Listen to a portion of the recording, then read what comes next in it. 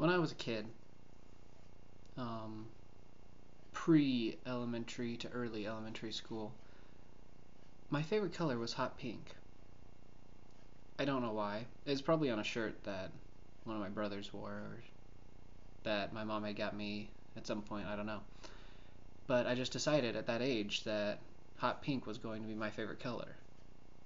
And my mom, being the awesome mother that she is, she told me that hot pink was a guy's color. It was for boys because although there's a difference between regular pink, which was for girls, and hot pink, which was a more manly color, according to my mother, um, which is pretty awesome, really. But even at that age, I mean, we're so concerned with,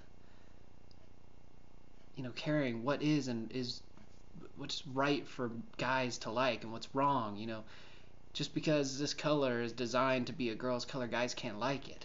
Um, and I mean, even at that young age, had my mom said pink was a girl's color, instantly that color would have probably stopped being my favorite color.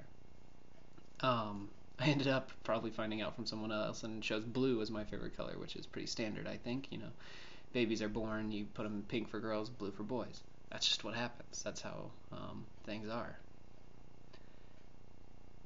For the longest time, gosh, I was told at church and whatnot that homosexuality was this evil thing, and I mean that's what I believed because that's what I was told to believe by everything around me.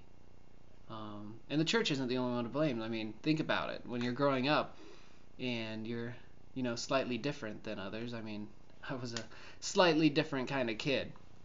I my voice never took that nice low tone that it should have at whatever age. Um, and despite the fact that never once have I you know been that way at all. I mean, I've always you know liked the ladies. Um, it was something that terrified me. So like when I went to school and people would call me gay or faggot or something like that, despite the fact that um, I wasn't, and the fact that I almost always throughout that time had a girlfriend, and yet people were still calling me gay and whatnot. Um, it made me feel terrified and wrong. Like I don't know, like I was letting down um, that part of me that is a man, like that I was less of a man because they were calling me that. And on top of that, not just that, I mean, I felt like I was letting God down. Like God designed me to be a man, to be, um, you know, to be this Christian man. And if people saw me as gay, I mean, gosh, I had to be doing something wrong because it's wrong. I mean, that's what I knew. Um, those on one side of me, um, they hated it because it was wrong. The Bible said it was wrong, and those on this side of me said it was wrong because they feared it, I guess. I don't know. And so from all sides of life, I was being told that homosexuality was wrong, and I was having it coming at me, and so everything about it, I hated. I hated it. And when people would call me gay or faggot or something, I hated it. It burnt me. I still hold very deep resentments for people from high school that called me that. And I'm married, have been for 3 years with a beautiful wife. Um, and yet still to this day, like it's something that gets to me. And so one day in high school, I was hanging out with a friend of mine, and jokingly, I called him out on the fact that his eyes were dilating weird. He said, "Oh, who have you been making out with?" And he didn't deny it. So of course, being his friend and being a fellow high school guy, we had to figure out who it was. And he very quickly uh, became very quiet about the matter and just was kind of trying to blow us off, like, no, no, no, man, let's go back to watching the basketball game. Let's talk about anything else. And so then I kind of got mad. I mean, we've been really close friends for so long. I was like, what the heck? You're not gonna tell me who you're making out with? And like, being insecure, my mind went everywhere. Like, are you making out with my ex-girlfriend? Are you making out with my current girlfriend? And I just started going on all these thoughts, and I got mad. I was like, dude, you better tell me, or I might just I think I threatened violence, and I was not a very violent person. I was like this tiny, like, very. I was very unimposing in high school. If you don't know me from then, I weighed like 160 pounds tops, like soaking wet, and honestly, it was. But and I was just very like a relatively nice person. So the threatening violence part was just like way out of my ballpark. I probably did it wrong.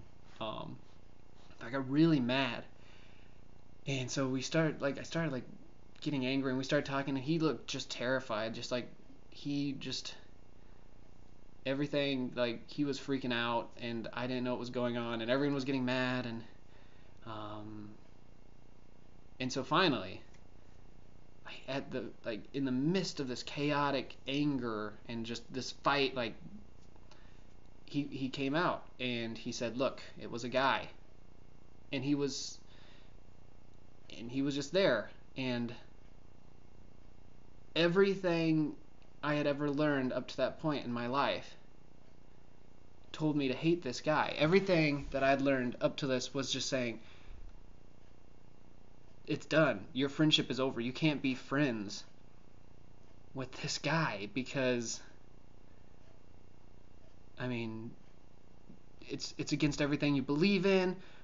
You can't be associated with him because if people find out that's how he is, everyone's gonna assume you are, and everything in my life at that point was telling me one thing, and that was to hate this guy, or at least to hate everything about him, or at least to hate his fundamental beliefs. And it's amazing how many thoughts like that can go through your mind in a split second. And I just stood there staring at him, and he stood there completely terrified that our friendship was over because of this. And I just broke. I mean, what a terrible thing to think that this poor kid who I'd been friends with for so long was terrified that our friendship was over because he told me the truth. That he was willing to open up to me about the way he lived his life, and I just walked over and I hugged him. I said, "We're cool, man. We're cool."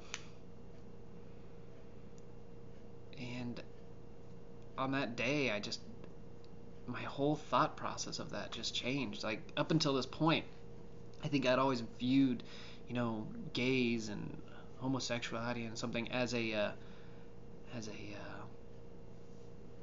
thing, as a belief, as a concept, or as this thing that you could just turn around. But this was the first time that I had seen it as a person, a living, breathing person, a terrified person, someone who just wants to be accepted. And my thoughts shattered. I mean, how could I continue to live the way I was? How could I continue to feel the way I did and hate the way I did when standing in front of me was this person who was one of my best friends? I mean, how can you go on like that? And so from that point on, I had a completely different viewpoint on the subject, and I think it has completely revolutionized the way that I see people in general. It just kind of took away that fear. seeing it no longer as this evil principle, this satanic conspiracy, seeing it as this conspiracy from the devil to take over our rights and our whatever, but seeing it rather as a person and someone who can be hurt, someone who just wants to love in a different way than I do. And this isn't a video to tell you about, religion and to tell you about what is and is not sinful, because I don't know. That's not for me to judge. I mean, God's the ultimate judge, and the only thing I know is that He told us to love our neighbors as we love ourselves, no matter what, despite their beliefs. It's funny how we can talk about that when it comes to, like our enemies, like love our enemies as ourselves. But when it comes to someone, who loves a different way than us, then love is, complicated. We can't love someone who loves differently. They wouldn't understand, I guess. I don't know. And so this isn't some political video. I'm not like backing the left wing or the, I'm not, turning into a liberal. I don't know what they do. This has nothing to do with that. This is just me telling you a story. Something that has, helped me view the world a little differently, and maybe it can help you as you, come to these difficult questions and these thoughts. God is love. And so can we really question loving others?